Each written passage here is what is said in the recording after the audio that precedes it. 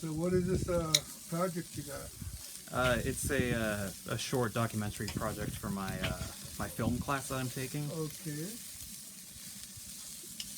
Real life stuff? Yeah. Okay. And what kind of questions you're gonna ask me all kinds of questions? Yep. Just what was your life like as a child? What was it like in the World War II camp? Okay. And just what you did after that as well. Okay, that's no problem.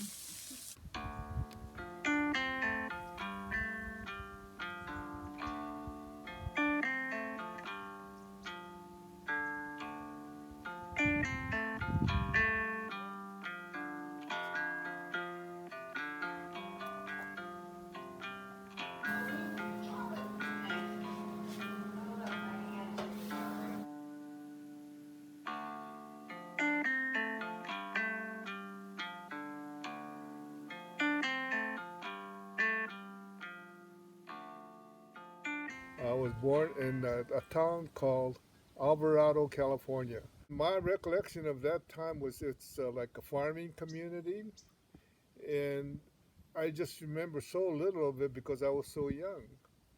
And my memories basically start once I went to camp. They came and picked us up in buses at our home, and the only thing that we could take were one suitcase apiece, and that was it. When I first went to camp, I was 6 years old. My daily activity was just playing with other kids for myself. The first camp was Tanforan, California, which was called an assembly center. There was a horse race track, which was already fenced in. They had a central mess hall where people went to eat, central toiletry, showers. They built temporary barracks there, and the stables they used as people to live in. We were American citizens born and raised in the United States, and we were put in camp. My father was born in Japan, and he immigrated to the U.S. when he was 18 years old.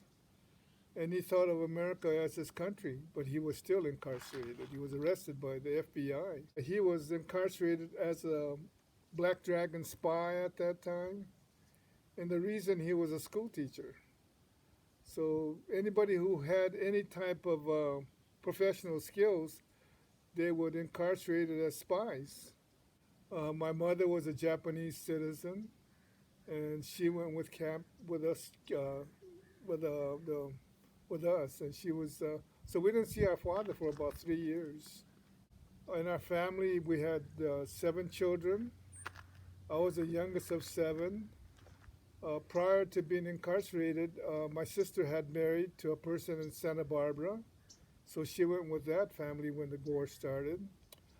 My other 2 brothers went to camp with us to Tanforan, and from Tanforan they went to other camps when we went to Topaz, Utah. And that was very similar to Tanforan, except for the fact that you had little bit bigger living quarters in a barrack, but it was still one large room with a pot-belly stove in it. And the whole family had beds in that one room, and that was it. Then from Topaz, Utah, we went to another camp where we got together with our father, which was in Crystal City, Texas. And that was basically a special camp for people that were arrested by the FBI, and where the families got together towards the end of the war. And it was a special camp. The difference in that camp, we cooked for ourselves. They gave us script money, just like Monopoly money. You went to the general store and you bought your food, your clothing, and you cooked your own food. They delivered milk to you, and we were very well treated in that camp. It was a great camp if you were retired, but if you were a young person and wanted to go to school, like if you wanted to go to college, you could not go to college. I lost my mother. My mother passed away while we were in camp, and that's when I was 9 years old. So that was hard losing your mother. It was a traumatic experience at that time, but At that time, she had diabetes, and there was no medication for diabetes because there was a hospital in the camp at that time, but they didn't have any medication for diabetes there. They kept us in camp until February or March of 1946 when they sent us home. But at that time, we didn't have any home to go back to. After getting out of camp, we moved to Santa Barbara. We moved to Santa Barbara because we had lost everything that our family lost everything that we had in Northern California because of the World War II. Then we moved to Los Angeles because there was no work in Santa Barbara for my brothers and my father. Went to school, my school years from junior high school. I finished grade school in Santa Barbara. Went to junior high school and high school in Los Angeles.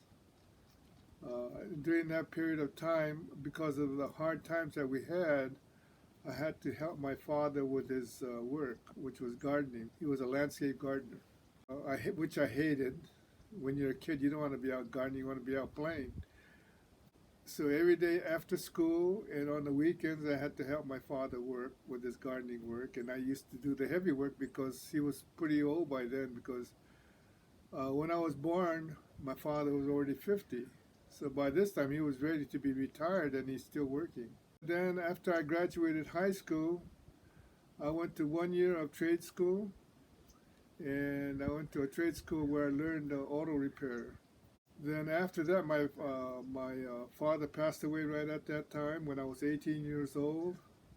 And so basically, four of us, four brothers, we were sort of left on our own at that time, and we had to fend for ourselves. So I had to quit trade school, and I went to work. I did many odd jobs at that time trying to figure out what I wanted to do for the rest of my life. I moved back to Santa Barbara because I met a girlfriend, and then I got married to her. And in Santa Barbara, the only jobs that were available were, because of my schooling, I had to do manual labor. So I had training in auto repair, so I went to work for a garage, service station garage, which I did for 1 year. And at this time, this person wanted to move to Ventura. And so I says, what are you going to do with your shop that you're moving to Ventura? He says, well, I don't know. So I was fortunate enough where he said, well, I'll tell you what. He says, I'm going to move to Ventura. And he bought a superstation in Ventura. Then he left me his old station, and he financed me through that to buy a service station. And I was only 20 years old.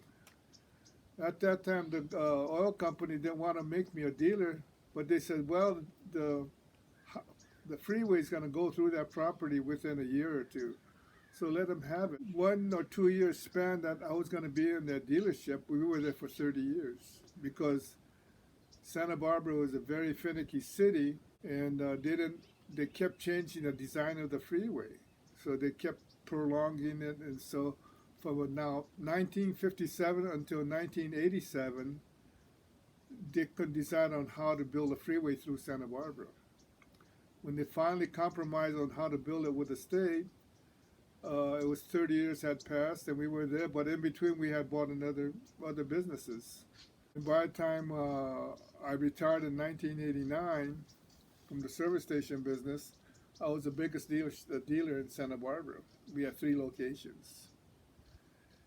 And I just got what they call burnt out. You run a business for 35 years, and you're just saying, I've had it, in which I sold it out. I was retired for about 6 months at that time. Then this friend of mine worked for a Japanese company, and he asked me to go to work for them because I knew all the California and the federal labor laws. So they says, can you come work for us part-time? And I was retired. I said, oh, okay, I'll come work for you part-time just to do something. I was getting bored then. And within a year, I was CEO of the company.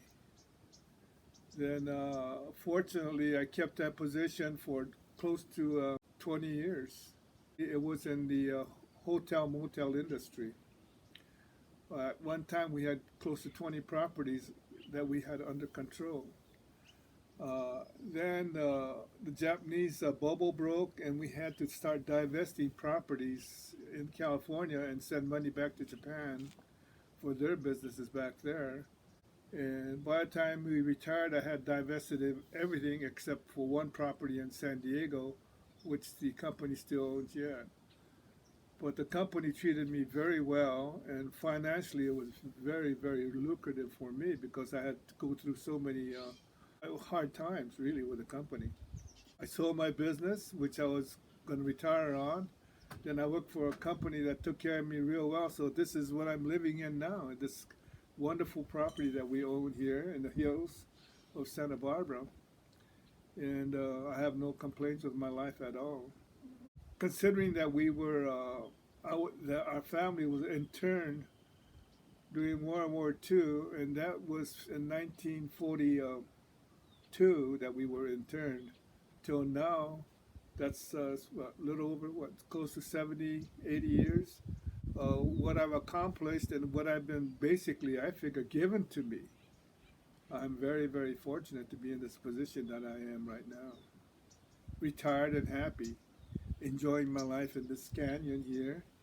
And basically, the only thing I do is go put around my yard, uh, have my grandchildren and family visit us every so often. But with this pandemic now, it's sort of boring. But we're very happy here because we're living in from downtown Santa Barbara. We live 5 minutes, and 5 minutes away, we're living in paradise here.